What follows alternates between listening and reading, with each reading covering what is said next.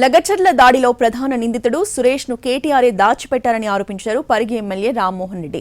సురేష్ ఫోన్లు మారుస్తూ తిరుగుతున్నాడని, ఎమ్మెల్సీ బండా ప్రకాష్ తో టచ్ లో ఉన్నాడని ఆరోపించారు. అతన్ని తీసుకొచ్చి విచారణ చేస్తేనే ఈ కుట్రలో ఉన్నది కేటీఆర్, కేసీఆర్, హరీష్ రావు అన్నది బయటపడుతుందని అన్నారు. వ్యక్తి మణికొండలో కోట్ల రూపాయల విలువైనటువంటి ఇల్లు ఉంది.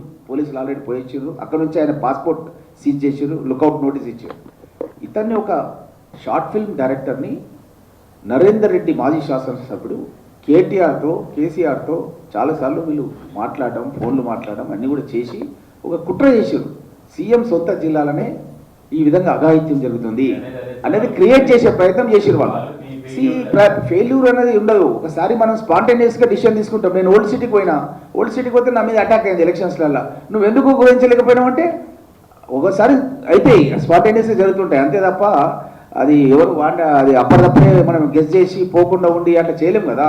ఎలక్షన్ టైంలో ఉంది, నాకు డ్యూటీ వేసారు, ఓల్డ్ సిటీలో పనిచేయాలన్నారు.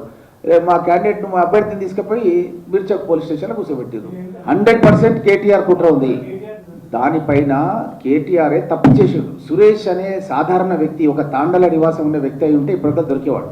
అతను ఏ రాష్ట్రాలు దాటిపోయి ఎక్కడికి పోయిందో కూడా తెలియదు. ఇప్పుడు అతనికి ఎన్ని పోలీస్ బలగాలు మొత్తం ఇతర రాష్ట్రాలకు గాలిస్తున్నాయి. వీళ్ళే ఆయన తప్పిచ్చేసారు.